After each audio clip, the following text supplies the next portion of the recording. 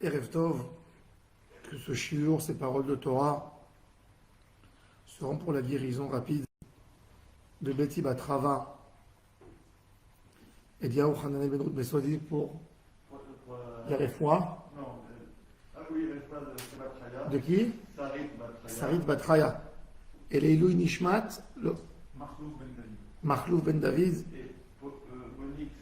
Monique Sarah, Batissa Le Pessi. Et Paulette Pessi, Boris Vélia. Paulette Pessi Bat, Boris Vélia. Boris Vélia, Ishmuel Ben Serka. Ishmuel Ben Serka. Serka. Et Leilou Nishmat Arlet Baya Bat Rachel.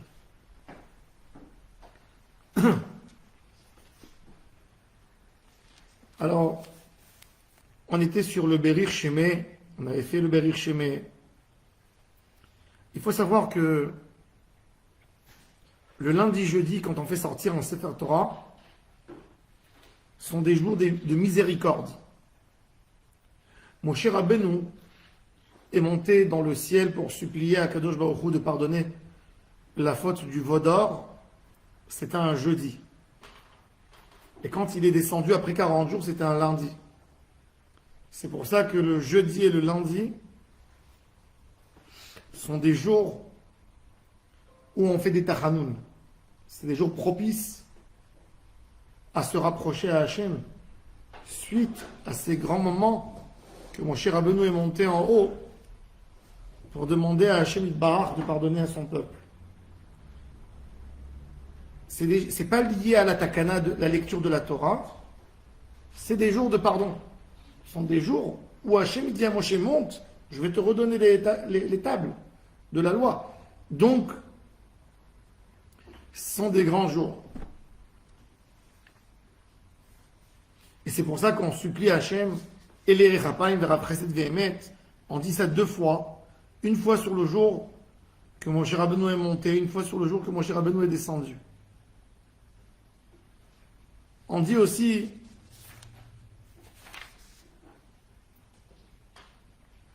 des psukim, Yehi Hashem Eloheinu Imanu, parce que dans ce passouk, Yehi Hashem Eloheinu Imanu, c'est un passouk qu'il y a 40 lettres.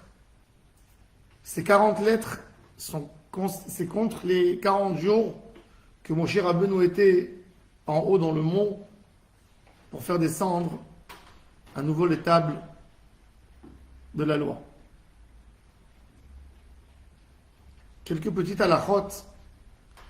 Il faut savoir qu'on n'a pas le droit de sortir avant qu'on a fini le Kaddish Titkabal qui est après Ubalet Zion. On ne peut pas sortir tout de suite après le Sefer Torah. Il faut entendre le Kaddish Titkabal. Le Kaddish Titkabal, c'est que Dieu exauce notre prière. Le Titkabal, c'est la fin, à la base, c'est la fin de la Tfila. Titkabal après Shachrit, il est après Ubalet Zion. Mincha, il est avant la Menatzer bin Ginot. Et Arvit, il est avant Shir la Ma'alot et Sa'ena et Harim. Le Titkabal, c'est le Kaddish, en fait, qui ferme la Tfila. Après, on ajoute un texte. Shir la Ma'alot, Arenu le Shabeach, le matin, Shir Sheliom, l'après-midi, la Menatzer. Mais le Titkabal, c'est où la Tfila, elle monte en haut. Et évidemment, il faut tout faire pour ne pas sortir de la Tfila dans ces moments. Quelques petites halachot avant de passer au reste de la Tfila. La halachot qu'on ne fait pas attention. Le Sefer Torah, on le fait sortir toujours pour le disposer dans la Teva, on va de droite, on le ramène à gauche. Pareil, celui qui monte au Sefer Torah, toujours, il monte par sa droite et il retourne par sa gauche. Il monte par le chemin qui est le plus rapide, il retourne par un chemin un peu plus long pour montrer qu'on n'aime pas se séparer de la Torah, qu'on ne s'en passe pas de la Torah.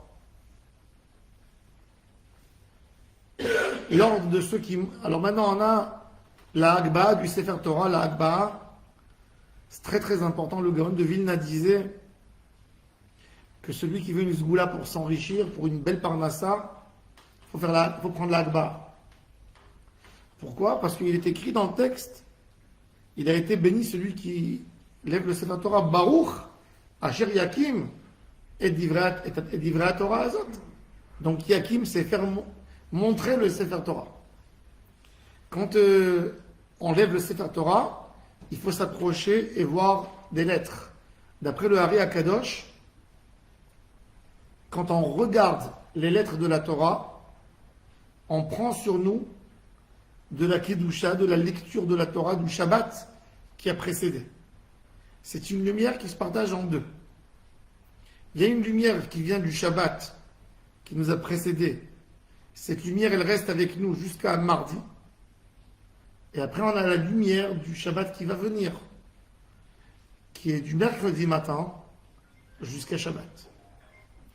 Cette lumière, on l'obtient, on arrive à la garder en regardant le Sefer Torah et avoir une lettre dans le Sefer Torah.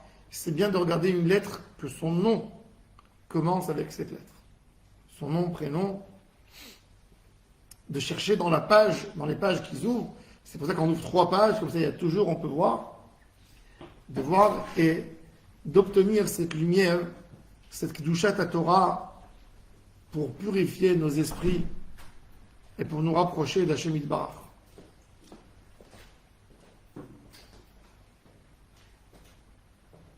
L'ordre des montées à la Torah, c'est toujours Kohen, Lévi, Israël. D'où on apprend ça. Le Beth Yosef nous dit qu'il est écrit dans le texte Moshe Rabbeinu Vayitena el Kohanim Bene Lévi. Moshe a donné le Sefer Torah aux Kohanim, enfants de Lévi. Et nos sages posent la question, est-ce qu'on ne sait pas que les Kohanim, c'est les enfants de Lévi? Mais on sait. Moshe Rabbeinu, son frère Aaron, c'est des petits-enfants de Lévi. Qu'est-ce qu'on a besoin de dire à Kohanim Bene Lévi? Est-ce qu'il y a un Kohen qui n'est pas fils de Lévi? Pour nous dire qu'il y a une hiérarchie. Kohen, Lévi. Et après Israël. Il ne faut jamais casser cette notion de Kohen, Lévi. Israël. À l'époque de la Gemara, quand il y avait un grand rave dans la synagogue, le rabbin montait premier. Shulchan Aruch nous dit, plus maintenant. Même un grand rave, il doit laisser le Kohen monter en premier. Ça appartient au Kohen, d'autant plus qu'aujourd'hui on peut voir, si on va voir qu'il y a un Kohen et on ne fait pas monter un Kohen, on va se poser des questions. On va dire peut-être son papa a épousé une divorcée ou une femme qui ne peut pas se marier avec elle. Et c'est pour ça que même si l'enfant porte le nom Kohen, en réalité c'est pas un vrai Kohen. Et il faut faire attention de ne pas lui faire du mal. Au Kohen, il n'a rien fait. Quand il n'y a pas de Kohen, on ne fait pas monter non plus un Lévi après le Israël en deuxième. Pourquoi? Parce que les gens vont penser que le premier était Kohen, puisqu'ils vont voir que le Lévi est monté deuxième. Même quand on dit Enkan Kohen, Yahamod, tel et tel, Bim comme Kohen, le Herpat, parce qu'il y a peut-être quelqu'un qui rentre et il ne sait pas, il n'a pas entendu. Vous savez, une fois aux États-Unis, il y avait un certain garçon, il s'appelait Bouzaglo, il est arrivé là-bas, dans la ville, et il voit que, il se rend compte qu'il n'y a pas de Kohen à la synagogue. Il demande comme ça à côté de lui, il dit, vous n'avez pas de Kohen? Il dit non. On est 20 000 juifs dans la ville, figure-toi, il n'y a pas de Kohen dans toute la ville. Il dit quoi? Il dit, je m'appelle Kohen, moi, je suis Kohen. Ah oui, t'es Kohen. Tout le monde l'embrasse, lui embrasse les mains. Ils annoncent dans la ville qu'il va faire Birkat Kohanim. Tous les juifs de la ville viennent. C'est plus que Kippour, que Neila pour faire la Birkat Kohanim. Ils n'ont jamais fait 20 ans. Et le gars, on fait un kidouche spécial, un Shabbat. Et puis, ils lui disent, reste avec nous dans la ville. Il dit, j'ai pas de parnassa. Ils lui disent, t'as rien besoin de faire. T'es Kohen, t'es payé parce que t'es Kohen. Rien que toi, tu dois venir le matin faire la Birkat Kohanim, tu montes à la Torah, tu es là pour les cérémonies, tu fais Pidyon Aben, tu bénis les mariés avant le mariage, et c'est tout. Tu es bien payé, il a une maison de fonction, tout était bien. Sauf qu'un jour, il y a un ami d'enfance qui vient, qui passe dans la ville. Et le voit, il dit, comment ça va vous aglo? Il dit, chut, ici, je m'appelle Cohen. Tu dis pas vous aglo. Il dit, mais comment ça? Mais t'es pas Cohen, t'as pas le droit de faire ce que tu fais. Tu mens, tu fais bracha levatala, haché de Kohanim. Et dans la ville, ils entendent. Le rabbin, il prend le faux Cohen, il dit, donnez-lui 100 coups. Et on le frappe. Ah, il crie, aïe. Quand ils ont fini les 100, il dit, le rabbin, donnez-lui encore 50. Il dit quoi? Pourquoi 50? Il dit, ça c'est pour Kera bin Kom Levi. Ça c'est pour le Cohen, quand on n'a pas de Lévi, le Cohen il monte à la place du Lévi, mais quand le Cohen n'est pas là, on ne fait pas monter un Lévi en deuxième. Pour ne pas qu'on pense que le premier est Cohen. D'ailleurs, il faut savoir que dans une synagogue, il n'y a pas une mitzvah de crier Cohen, Cohen. Si le gaba il ne connaît pas, on ne fait pas monter des gens au pif, Cohen. Surtout aujourd'hui. Vous savez, il y avait aux États-Unis à l'époque de George Bush, le père, le ministre de la Défense s'appelait Cohen. Et il était goy. Son papa était Cohen et sa maman était. Son papa était Cohen et sa maman était goy. Donc c'est pas une certitude le nom Cohen. Un jour j'étais au Maroc, j'ai ouvert les pages blanches. J'ai trouvé des Mohamed Cohen à Fès. Mohamed Cohen. C'est des gens que suite aux guerres, etc., ils étaient forcés à abandonner le judaïsme. Donc un Cohen qui vient qui nous dit, c'est pas évident parce que d'après la halakha, il est écrit que quand on fait monter quelqu'un à la Torah Cohen, de là-bas on lui permet à faire la birkat Kohanim, de là-bas on lui donne pidyon Abel, et de là-bas il peut manger la terouma et les maasrot. Et c'est très grave si c'est pas un Cohen. Donc, toujours on fait monter que quelqu'un qui est connu dans la région comme un Cohen. Si on ne connaît pas, on n'a pas besoin, sauf s'il vient, il s'affirme et on vérifie, on le fait monter Cohen. Sauf si c'est vraiment, il y a quelqu'un qui le connaît, qui témoigne, je le connais, c'est un Cohen, faites-le monter. Sinon, on ne fait pas monter de Cohen Stam. Un Cohen n'a pas le droit non plus de. Ça veut dire qu'il peut y avoir quelqu'un à la synagogue qu'on ne connaît pas et vient et dit je suis Cohen. Faut pas. On va pas le faire monter. Non, s'il n'est pas connu par personne, Alors, on lui dit. De sortir, ou même Non, on lui dit si tu penses que c'est Cohen, sors. Mais nous, on a une règle qu'on ne fait pas monter quelqu'un qu'on ne connaît pas. Tu veux monter, on te fait monter Israël. Tu veux, on peut t'honorer. On ne te connaît pas. Il va dire c'est pas vous à nous. Le Cohen ne peut pas donner non plus sa place. Il vient à la synagogue avec son beau-père, par exemple, et il dit allez, ne me faites pas monter à moi, faites monter mon beau-père. Même si c'est à lui, il ne peut pas. Sauf, Shulchan Aruch, il nous dit, si le Cohen ne sait pas ni lire, ni prononcer les mots en hébreu de sa bouche. D'après Shulchan Aruch, il faut savoir que Shulchan Aruch est très rigoureux par rapport à la lecture du Sefer Torah. Il dit que si quelqu'un n'arrive pas à suivre et à lire à voix basse avec le lecteur de la Torah, il ne peut pas monter au livre de la Torah. C'est pour ça qu'il dit Shulchan Aruch qu'un homme aveugle ne peut pas monter au Sefer Torah parce que il ne lit pas là-dedans. Ça, il faut dire aux gens, il y a beaucoup de gens qui montent à la Torah, quand le lecteur lit, ils sont à côté. Ils regardent même pas, ils savent même pas. Il faut suivre et dire à voix basse les mots. Sinon, on n'est pas acquitté. Sinon, la bracha, c'est bracha levatala. Pourquoi on fait cette bracha? On a déjà été acquitté. Au birkot hashachar, si c'est que pour étudier, c'est pour écouter. Non, tu fais la mitzvah, tu fais la bracha, parce que tu lis un texte, dire voix de la Torah. Chez les juifs du Yémen, il n'y a pas de problème, parce que chacun chez eux, quand il monte, il lit. Mais les autres, il faut lire doucement à voix basse avec le lecteur. Alors, Shulchan Aruch, il nous dit que le Kohen, il n'a pas de priorité quand il ne sait pas lire. Aujourd'hui, la coutume n'est pas comme Shulchan Aruch. On fait monter des hommes aveugles à la Torah même qui ne voient pas. on fait monter des gens qui ne savent pas lire pour ne pas les vexer. On fait monter. On essaie de faire au plus possible, mais on ne dit pas tu montes pas à la Torah parce que tu ne sais pas lire. Alors donc, même la halakha, elle reste en place que le Kohen, même s'il ne sait pas lire, il n'a pas, puisque le minag n'est pas comme Shulchan Aruch dans ça. Les gens qui font pas Shabbat. Ah, maintenant c'est. Quand on a quelqu'un qui ne fait pas Shabbat, on n'a pas envie de le vexer, on le fera monter Mosif, pas Chovatayom. On fait un Mosif, s'il vient, il dit qu'il a une Azkara. On le fait monter Mosif. On veut bien, mais il n'est pas Shomer Shabbat. Il est écrit dans la Torah que celui qui profane le Shabbat, Dieu préserve. Et il monte à la Torah et il n'accomplit pas. Alors on le fait monter Mosif. On a déjà été acquitté. Pareil pour les jours de jeûne.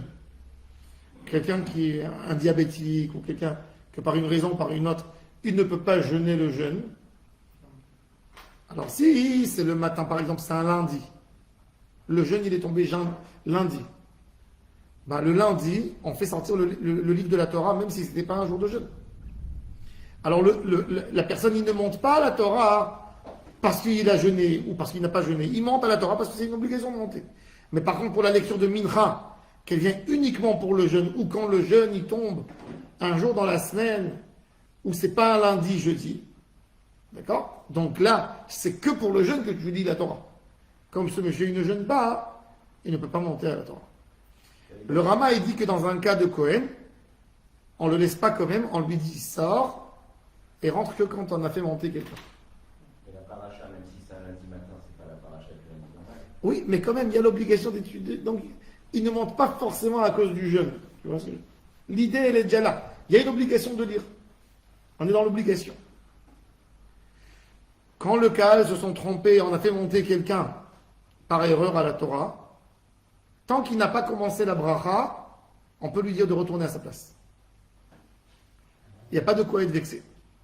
Quand il a commencé, il a dit Baruch et Hashem al-Mevorach, là c'est un appel déjà. Là ça s'appelle une aliyah. Il faut que les gabaïm dans les synagogues font attention. 50% des problèmes des synagogues, c'est la montée à la Torah. Il ne m'a pas fait monter, il a fait monter l'autre. Savoir, il y a un ordre. Il y a un ordre. Il y a des prioritaires. Quelqu'un qui a une azkara, un yortzai de son père ou de sa mère, il est prioritaire à quelqu'un qui est dans l'année. Quelqu'un qui est dans les 30, il est prioritaire à quelqu'un qui est dans l'année. Et etc., etc. Après, on a un khatan, on a un bar mitzvah, qui est prioritaire. On a des gens qui sont pareils. Alors là, c'est plus la priorité qui joue, c'est celui qui est plus ancien à la synagogue.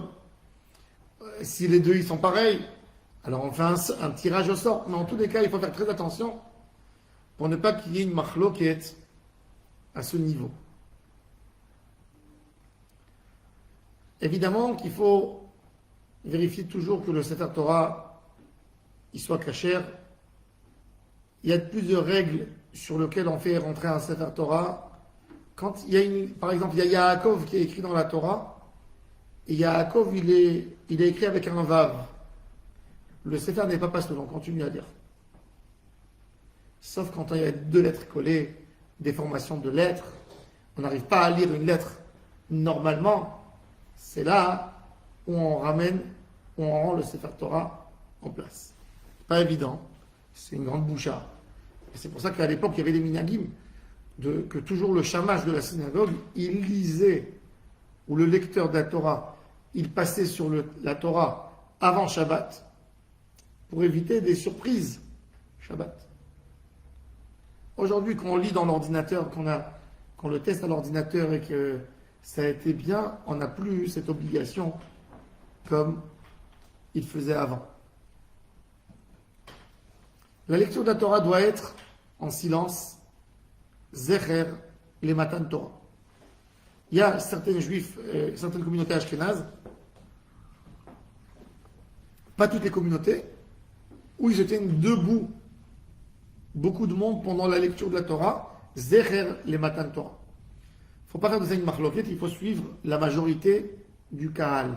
Si le public est debout, tu te mets debout. Si le public est assis, tu t'assois. Il y a des qui font, pour la bracha, ils se mettent debout, parce qu'en faveur de la Torah, etc. Et quand on lit, ils sont assis. Encore une fois, chaque synagogue, d'après ses coutumes. La coutume des Juifs Ashkénazes et des Juifs d'Afrique du Nord, c'est de se tenir debout pendant la lecture des Aseret Adiberot, Parashat Yitro, Parashat Vaetranan, la fête de Shavuot. Ils se tiennent debout. Pourquoi? En souvenir de Matan Torah, tout le monde était debout. Si le minag de la communauté c'est ça, il faut tenir à ça et à le faire. En tous les cas, le ikar dans tout, c'est de ne pas faire chaz v'shalom, une machloket. Il ne faut pas prolonger non plus les Miché Berach trop long. Un Miché Berach simple, un seul texte. S'il y a quelqu'un qui demande quelque chose, une guérison, une aslara, on peut ajouter, pour ne pas qu'il y ait de la différence entre les gens. À celui-là, il a fait un Miché Berach de 5 minutes, à lui, il a fait 1 minute, etc. Donc, avoir toujours un ordre dans tout ça, c'est très important pour éviter la machloket. La personne qui finit à lire le Sefer Torah s'appelle le maftir. Pour la kedusha du Sefer Torah, on a instauré de faire un demi-kaddish. Les Tunisiens sont superstitieux sur cette histoire et ils pensent que ce kaddish est uniquement pour les orphelins. Faux. C'est un demi-kaddish. Il n'est pas un kaddish d'orphelin. Quand il est monté, il a fait le mashlim, il a fait kaddish, pourquoi pas? Mais ce n'est pas un kaddish d'orphelin. Tout le monde peut faire ce kaddish. Et s'il y a quelqu'un qui est superstitieux, au chazan, de faire le kaddish, il n'y a rien à avoir peur à faire ce kaddish. D'ailleurs, même le kaddish à l'Israël, à la base, il n'y a aucun problème pour un membre du Kahal de le faire. C'est que le kaddish Yehesh Lama qui est censé être pour des orphelins. On a 5 kaddish, 5 types de kaddish. On a la moitié du kaddish, celui qui est dit avant de faire Barichou, le matin. Ensuite, entre la lecture de la Torah ou après Nefilat Apayim et Ashri, etc. Cette moitié du Kaddish, c'est avant la Hamida de Mincha, avant la Hamida de Harvit. Ça, c'est moitié, demi-Kaddish. Et ça appartient au Shadi Artsibour, toujours. On a un Kaddish, Yehesh Lama, qui était souhaité du bonheur, et il y a dedans un réconfortement, une conciliation, une consolation pour les endeuillés. C'est pour ça qu'eux avaient l'habitude de faire le Yehesh Lama. Le Yehesh Lama, il arrive toujours quand on a mentionné des versets du texte. Il ne peut pas être un Yehesh Lama sur une prière simple, un texte de prière. Il doit être sur un verset de Tehillim, le Yehesh Lama. C'est pour ça que toujours, le Yehesh Lama, il va arriver le matin entre Shir Yom et Kavé, dans certaines communautés. Alors, ils font Yehesh Lama. Pourquoi? Parce qu'on a fait le Mizmor, ou du jeûne. Un Yehesh Lama, il va venir pour Mincha, quand on a fait l'Amnater Binginot. Le Yehesh Lama, il va venir quand on a fait Arvit, Shir Lama Alot, et Saïna El Harim. Quand on mentionne un texte de Torah qui est commenté, qui est comme les Korbanot, là, c'est pas un Yehesh Lama, c'est un Al Israël. Al Israël, parce qu'il y a un texte d'étude. C'est pour ça que le Kaddish avant Hodou le matin, ce sera un Kaddish Al Israël Al Rabanan. Ce Kaddish, encore une fois, pas obligé qu'un orphelin le dise. C'est la superstition. Tout le monde peut dire Kaddish Al Israël. Et pareil, avant de faire Alen ou les Shabéach, le matin pour la prière du matin, comme on a fait la Kétoret, on peut redire Kaddish Al Israël. C'est Kaddish, il se dit chaque fois après une déracha, un shiur de Torah, le Kaddish Al Israël. Donc, Israël, c'est pas pour les orphelins. Non, pas forcément pour les orphelins. C'est quel qui est que pour les orphelins? Yehesh Lama. Kaddish Yehesh Lama, c'est pour les orphelins. Et puis on a le Kaddish long du Shadi Artibour, qui est le Kaddish Tit Kabal. Tit Kabal. Le Tit Kabal, C'est celui qui annonce que la prière sera acceptée, exaucée. Et on a un cinquième Kaddish qui n'est pas fréquent du tout, c'est le Kaddish du cimetière. C'est Kaddish Titkele Kafna, qu'on souhaite que la mort elle s'arrête, etc. Et ce Kaddish, malheureusement, un imprimeur qui n'était pas un Talmid Chacham l'a édité dans le Talmud. Première version, édition Venise. Il l'a mis après le... Pas premier Talmud, le Talmud qui a été édité à Cracovie, pas le Talmud de Venise.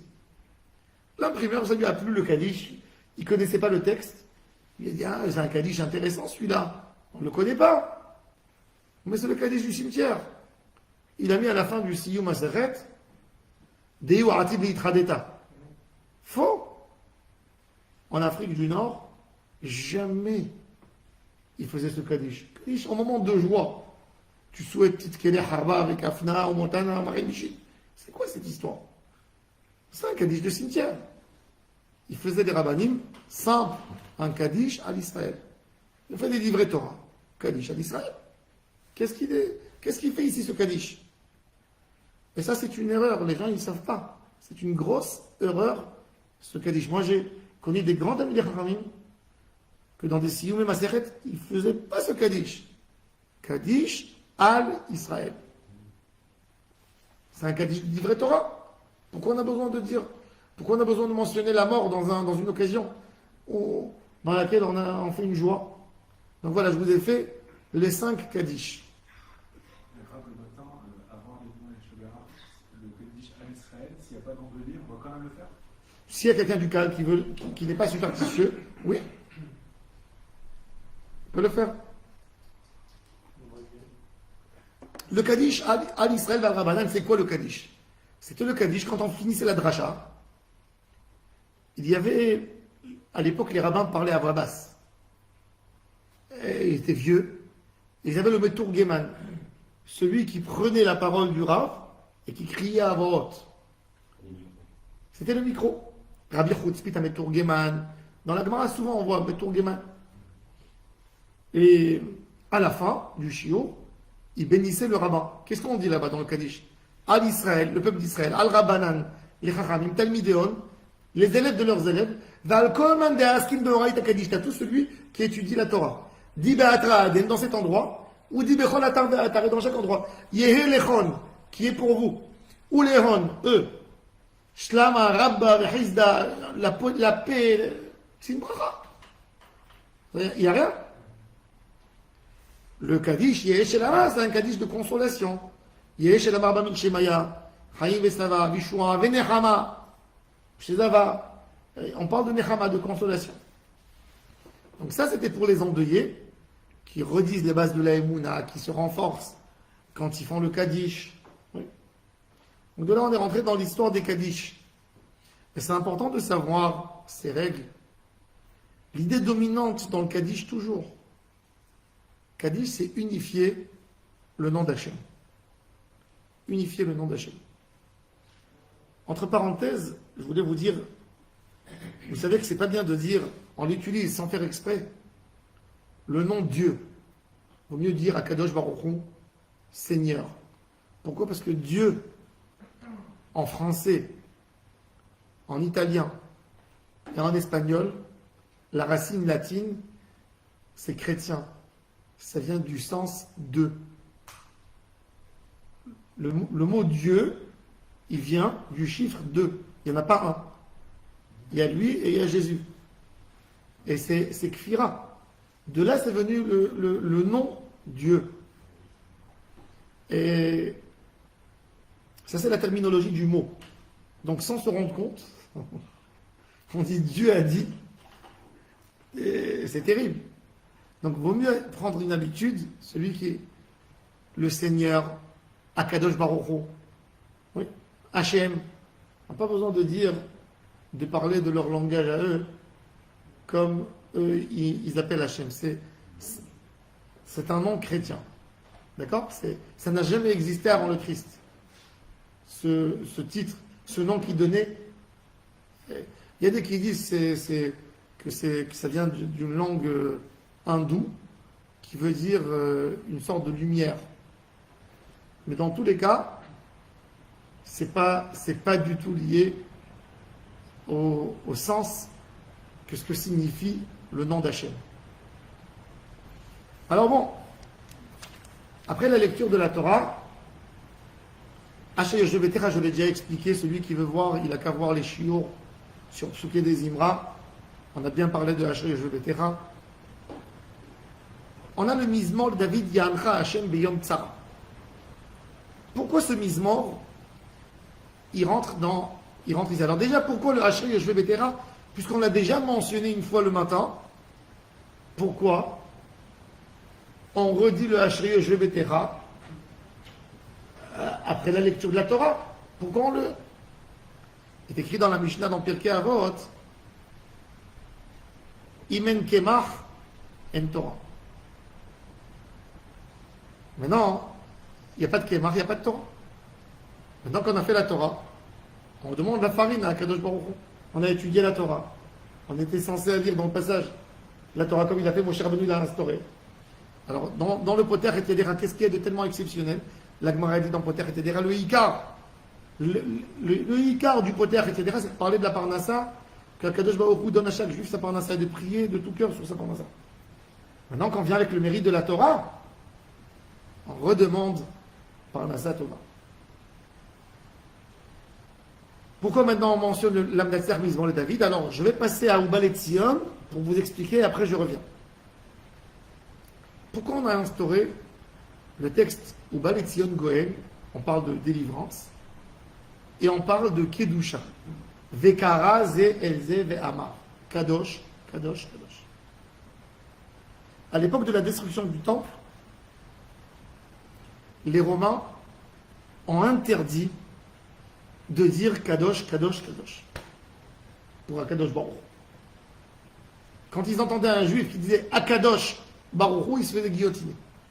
On n'avait pas le droit de dire Kadosh. Et ils venaient, dans les moments de la prière, il y avait un gardien. Il y avait un gardien qui regardait les gens pour qu'ils ne disent pas la Kedusha le matin. Nagdishar venaharitzar. Et il censurait de la prière le texte de Kadosh. Il déchirait. Qu'est-ce qu'ils faisaient les Juifs en sortant de la synagogue? Vekara ze, ils appelaient. Ve'amar, dis avec moi. Kadosh, Kadosh, Kadosh, Hashem Tsevaot, Melok Olaretz Kevoto. Et les autres, ils traduisaient en araméen. Umekablin din min din. Ils reçoivent un de l'autre. Ve'amrin, et ils disent. Et il y a 3 fois Kadosh. Kadish. Bishme Meroma, Ila Betchrinte, le premier Kadosh. Kadish al Ara, Kadosh sur la terre, on va de Gibroté qui montre ses grandeurs. Kadish, l'Alam, ou l'Olme Almaya, Adonai Tsevaot.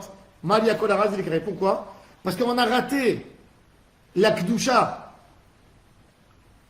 de la Hamida, et on a raté la Kdusha de la Chazara. Alors on le fait 3 fois en araméen et 3 fois en hébreu, ça fait en tout 6 fois. C'est les 6 fois qu'on a perdu. C'est les 6 Kadosh, Kadosh, Kadosh que nous avons perdu. C'est pour ça qu'il est venu ici le Kadosh, Kadosh, Kadosh.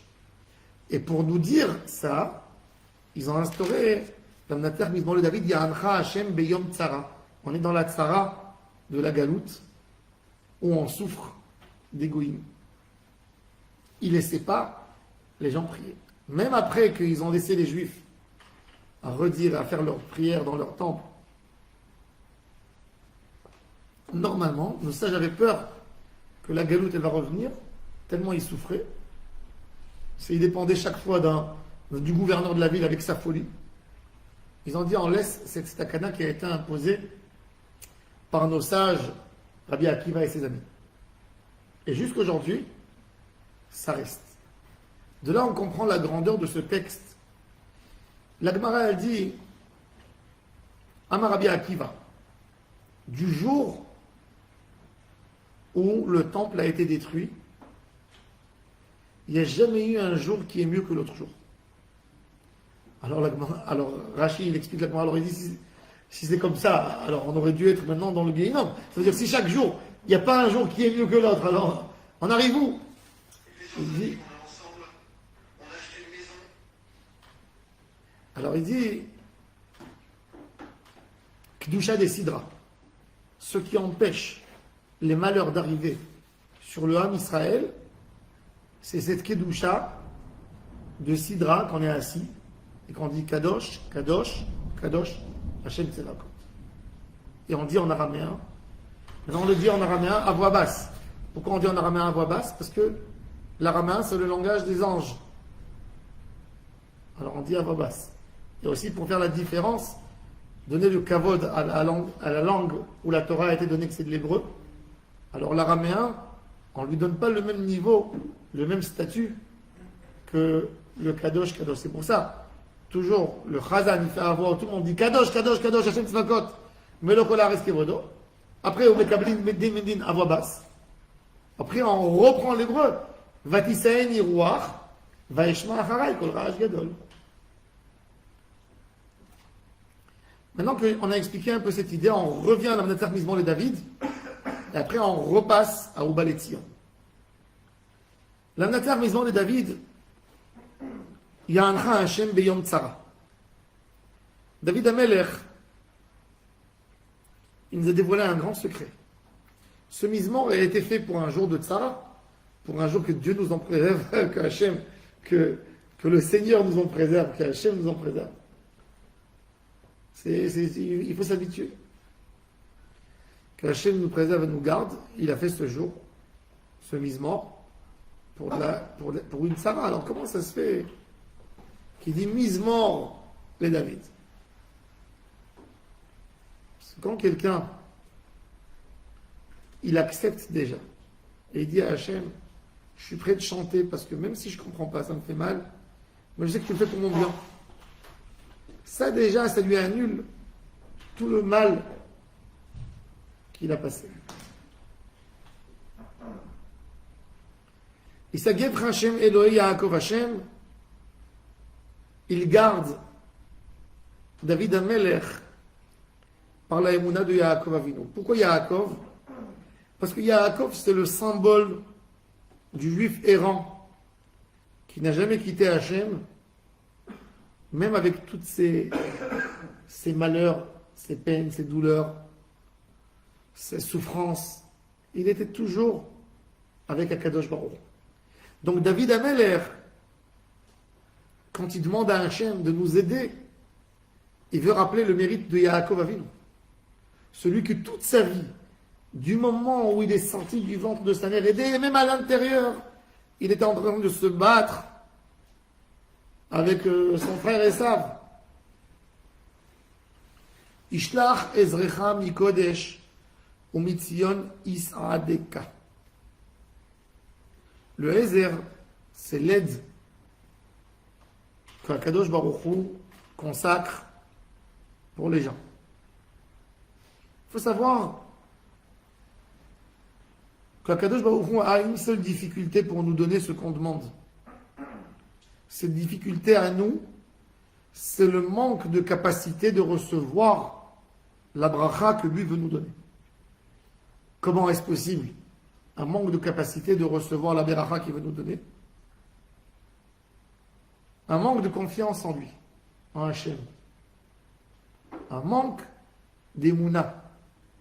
Quand un juif, il n'est pas croyant, il peut être religieux, mais il peut ne pas être croyant en disant quoi? Tu crois que Dieu il va me résoudre mon problème? Tu crois que ça peut changer maintenant?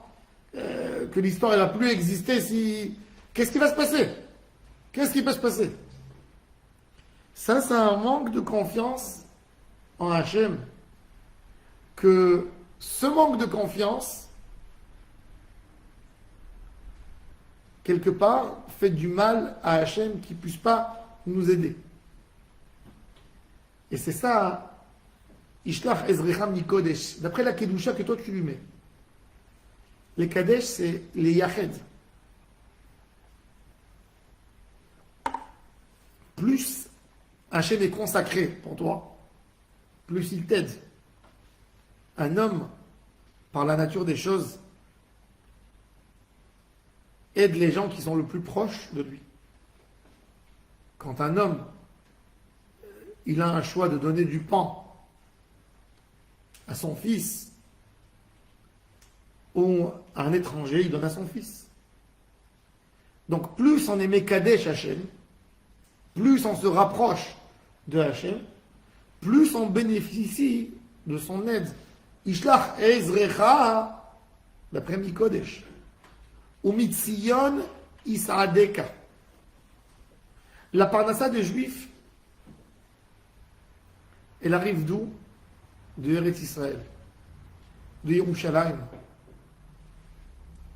Un homme, pourquoi Mitzion? Pourquoi la parnassa elle arrive de Sion?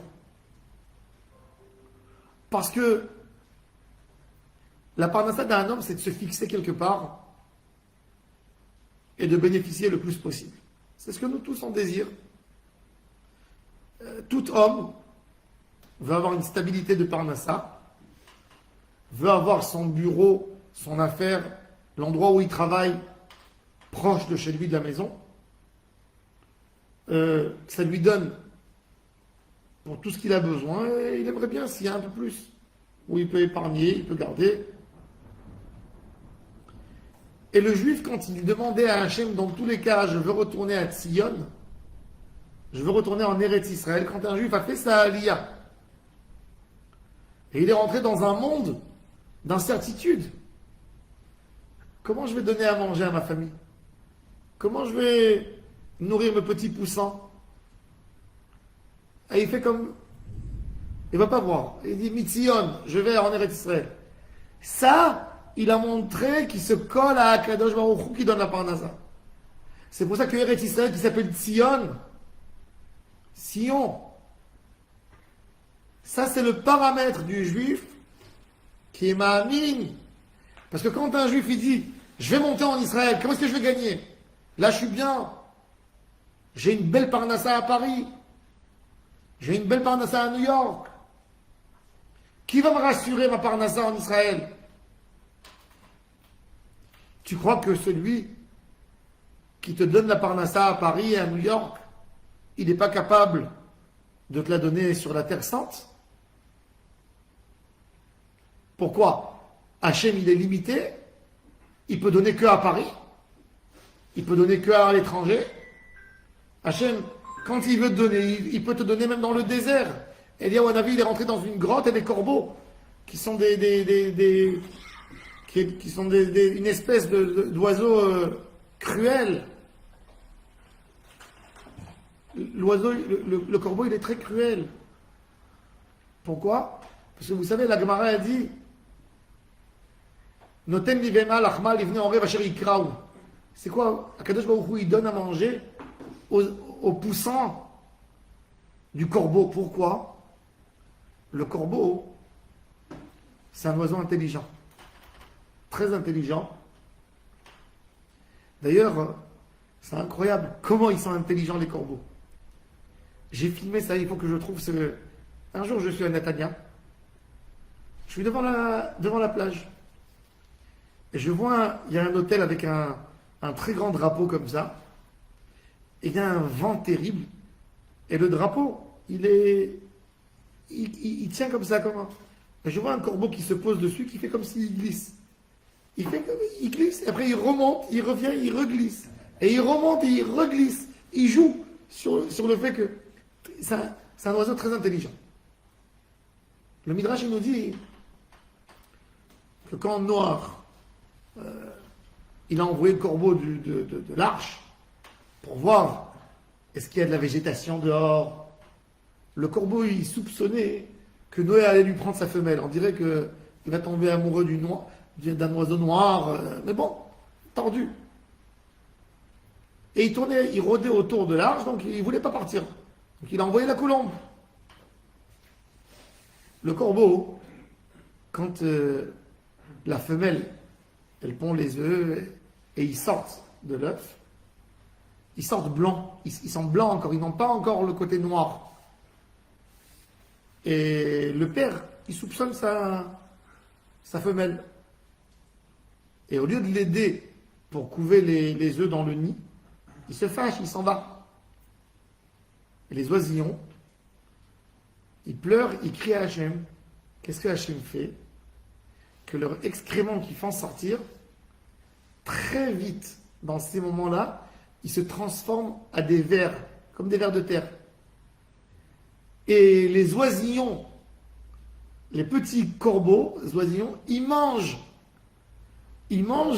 ces petits vers, et de ça ils sont alimentés, et après quelques jours, ils commencent à avoir le côté noir, et là il revient, il dit ah c'est mes enfants, il revient, et il s'occupe d'eux. Noten li behema lachma, livne en rêve, asher yikrao, akadosh baruch Hu, il donne à tout le monde sa parnassa. À tout le monde sa parnassa. Le Midrash il dit que quand David Amelech il a dit Poteach et yadecha, David Amelech était berger. Et puis comme il était berger, à l'époque les bergers c'était pas que leur propre troupeau à eux. Ils sortaient le matin, tout le monde dans la ville avait des vaches laitières, des moutons, des chèvres, des brebis, et pour prendre le lait. Dans chaque maison, aujourd'hui on a un frigidaire, on achète à l'épicerie. Eux à l'époque faisaient l'attrait le matin, et puis ils donnaient quelques sous à un berger qui faisait sortir avec ses propres troupeaux les animaux des autres, il les faisait paître dans les montagnes, et le soir, au retour de la ville, tout le monde allait récupérer, chacun récupérait son animal et il ramenait à la maison. Et David, un soir, quand il rentre en ville, il se rend compte que il a perdu un animal. Il n'est pas bien. Il a perdu tout ce qu'il a gagné ce jour en payant au propriétaire son animal. Le lendemain, David Amelech a dit je dois être vigilant. J'ai perdu hier, c'est pas normal. Il faut que j'étudie un peu moins de Torah et que je surveille mes animaux. Le soir, il arrive, encore une fois, il y a un animal qui manque. Il repaye de sa poche. Il se dit, toute la journée, j'ai guetté mon troupeau. Troisième jour, il prend avec lui un de ses amis, lui dit, viens, j'ai déjà 2 jours, j'ai peur que ça va se reproduire. Aide-moi et regarde s'il y a quelque chose qui... Vers midi, tout d'un coup, il y a un animal qui s'éloigne doucement du troupeau, et il commence à courir. Et David Amelech, il court derrière, il dit à son ami, reste, surveiller le troupeau. Et l'animal qui court, et David il court, comme s'il a un chemin qui est guidé. Il descend des vallées, il monte des montagnes, et David derrière lui, des heures. Il monte dans une petite montagne, et David qui voit une grande grotte d'en bas. Il s'approche, le mouton qui avance, et puis David y voit à l'entrée de la grotte énormément d'os, d'animaux. Et le mouton rentre dans la grotte, et David qui voit un ours énorme, qui le prend avec ses ongles, là, il le déchire en morceaux. David, il veut faire sortir pour se battre, et il voit que l'ours ne bouge pas. Qu'est-ce qu'il voit? L'ours est amputé. Il n'a pas de pattes. Il ne peut pas bouger. Et David Amelech a compris que Akadosh Baruch Hu envoie tous les jours à cet ours qui crie dans sa grotte, il lui envoie un repas.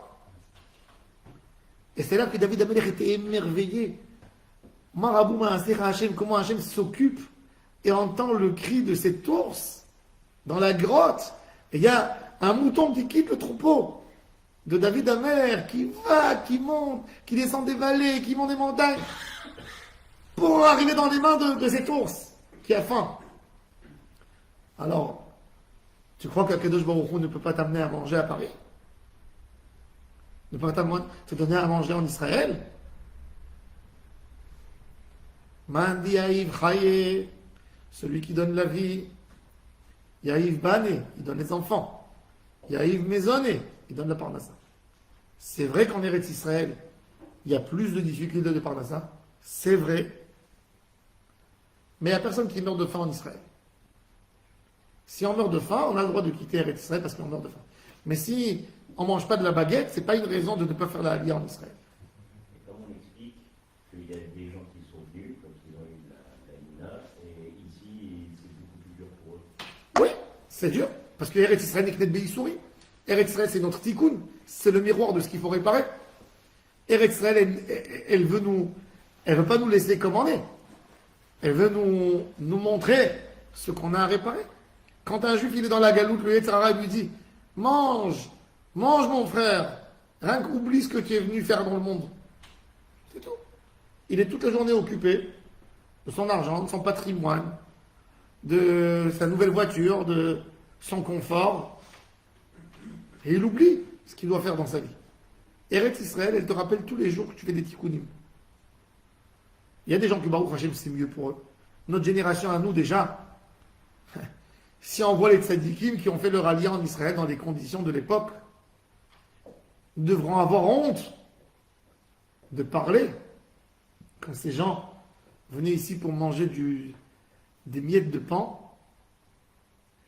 À Jérusalem, Rabbi Levi ben Chaviv, le Rav de Jérusalem, un expulsé d'Espagne, il dit que si il y a quelqu'un à Jérusalem qui a réussi à trouver pour la fête une tête où il mange de la joue, la joue c'est rien la joue, qu'est-ce qu'il y a dans la joue? Combien vous avez dans une tête d'un mouton? 200 grammes de viande? Je ne sais pas combien il y a. Dans un 200, 300 grammes. Eh bien, il dit pour lui, il peut monter à la Torah faire un gomel, ce monsieur. Tellement il est heureux qu'il a eu un morceau de viande pour donner à ses enfants. Le Chida, il dit qu'à Jérusalem, un FC de Méroubé, une grande perte, pour être cool là-dessus, c'est un gésier de poulet. Un gésier. Ça veut dire un gésier. Oh, il ne faut pas rater le. Il faut trouver quelque chose pour autoriser le plat. Pour ne pas perdre un gésier de poulet, tellement il vivait dans la misère. Quand moi j'étais enfant, je ne parle même pas de. En Israël, quand les gens mangeaient la dafina, il n'y avait pas de viande. On mettait du poulet. On mangeait les os. Les os de poulet. Le Rav Moshe Feinstein, il y a quelqu'un d'Israël, il lui a envoyé une lettre. Je parle dans les années 60. Il lui a dit, Rav, les os du poulet, il a dit les os du poulet c'est Mouktsé Shabbat, on n'a pas le droit de les toucher. Il faut les faire bouger, qu'il est Achariad. Il n'y a rien à faire avec les os. Même les chiens, ils ne mangent pas des os. Alors le Rav Oyerbach, il a écrit à Rav Feinstein, Rav, venez en Israël, vous allez voir que Shabbat, on mange tous les os. À moi, il n'y a pas assez. Alors, un enfant qui n'a pas reçu beaucoup de poulet, on lui donne les os pour pouvoir manger. Et les gens étaient bien, contents. Et ils vivaient comme ils vivaient. Baruch Hashem, aujourd'hui c'est une génération de shefa. Des enfants qui ouvrent le frigo il est plein, il dit il n'y a rien à manger, il claque la porte. Il veut commander une pizza. Alors, quand un juif, il est ma'amin en Akadosh Baruch Hu, mitzion isaadeka, quand j'ai la émouna, que Hachem peut me donner la parnassa partout, même en Eretz Israël, eh bien là, tu as compris vraiment, et là, si tu tiendras dans cette épreuve, tu auras de la richesse pour tes enfants, pour tes petits-enfants. Les gens qui ont passé des grosses difficultés de Aliyah, mais ils étaient dans la Emouna, leurs enfants sont très bien installés, ils ont tous eu une bracha, ils sont arrangés. Pourquoi? Parce que les parents ont eu la Emouna. Il faut savoir, notre vie, c'est pas que notre vie. Il y a des gens qui disent, alors quoi, dans toute ma vie, je vais pas avoir le mérite d'avoir une belle maison à moi? Ta neshama, c'est une partie du cycle de Am Israël. Finalement, tes enfants, c'est toi. Ils auront eux aussi. Kadosh Baruch Hu, il a des tikkunim. On a à faire des choses. Et on a à se renforcer en Emouna. Kadosh Baruch Hu, il se souvient de toutes les faveurs qu'un juif lui a offert dans sa vie. L'homme est ingrat. On a lu dans la paracha, on va dire dans la paracha de cette semaine, que le roi égyptien, c'est quoi un goy? C'est qu'il oublie. Il oublie le bien. Il n'est pas reconnaissant. Le Ham Israël, c'est un peuple qui a une très très bonne mémoire. Il se souvient de celui qui lui a fait mal. Et c'est une mitzvah de se souvenir. Zachor et asher asalecha Amalek. Souviens-toi,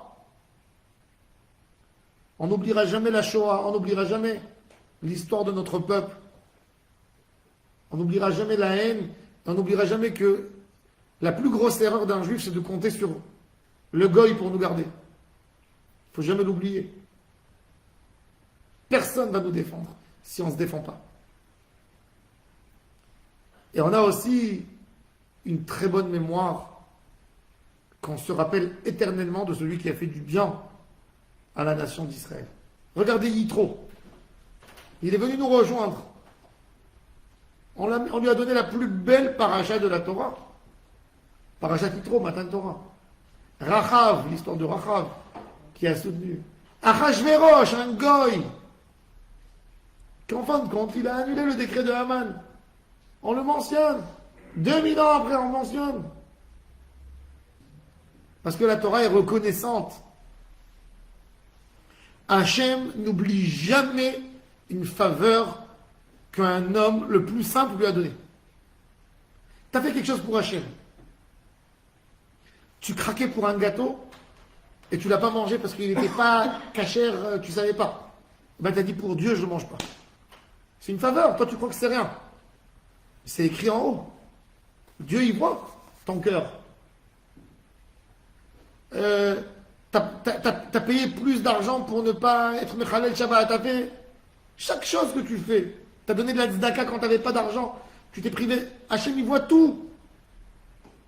Yizkor kol minchotecha. Veolatecha yidashene sela. Quand quelqu'un il veut faire des grillades. Les grillades, ça sent bon. Mais ça se termine. Et il y a des merguez, elles ne sont pas là pour tout le temps.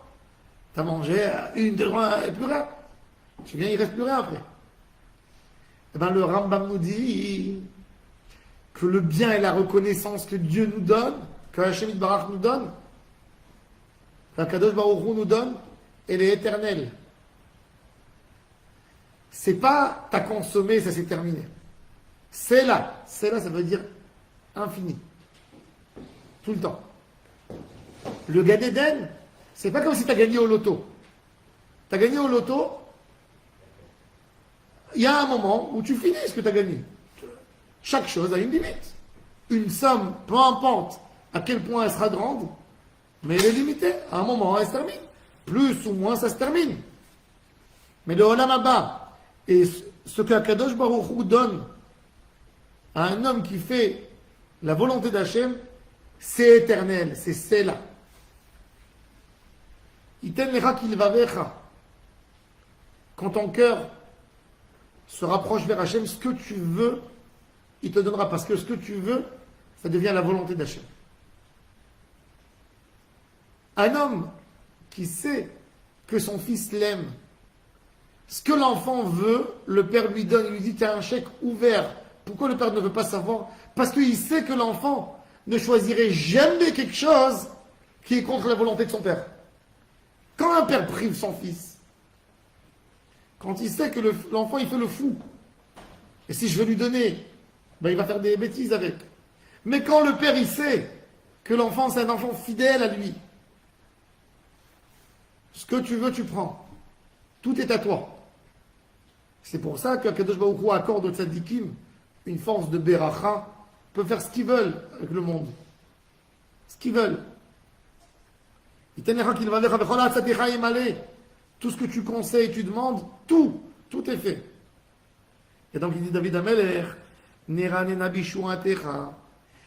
quand il est dans la tzara, dans le malheur, déjà, il chante pour sa délivrance qui doit arriver. Ça veut dire il attend la délivrance, une question de temps. Mais il attend, ça va venir. Beshem Elohenu Nidgol. Notre drapeau, le dégel, c'est Elohenu. Yemale Hashem Kol Mishalotecha. Je sais que si j'aime Hashem, tout ce que je lui demande, tout sera réalisé.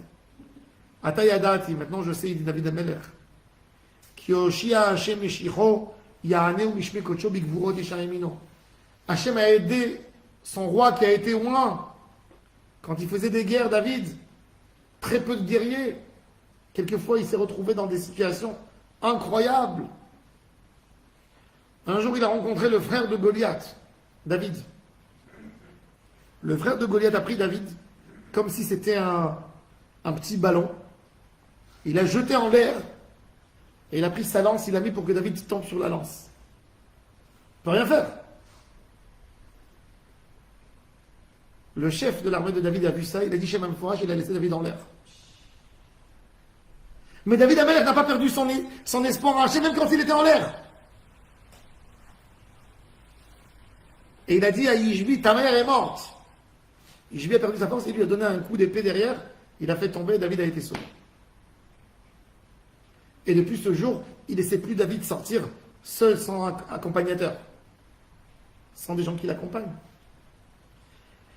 Il dit David Amelech, Ele barechev, ils ont des chars, Vele basousim, des chevaux qui étaient à l'époque le symbole de la guerre. Va'anachmu, nous, Beshem Adonai Eloheinu nazkir, que le nom d'Hachem. Et Ema, eux, Kareu venafal, où ils sont tombés. Va'anachnu et nous sommes levés, Banitodad, on est encouragés. Adonai Yoshi Amelech Yanev Okorenu. Vous savez que la ville Safed, en 48, il y avait 20 000 Arabes.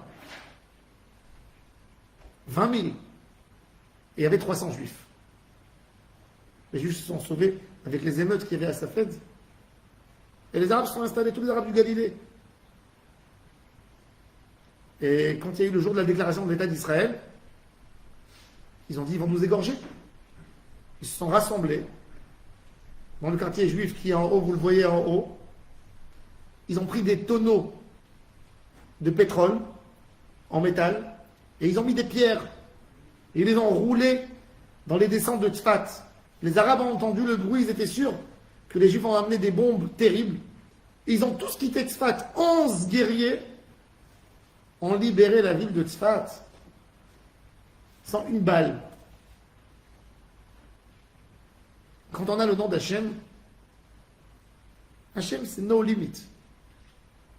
C'est pas des dimensions qu'on peut penser. Ça rentre même pas dans un cadre de pensée et d'idée. Baruch Adonai Leolam, Amen ve Amen.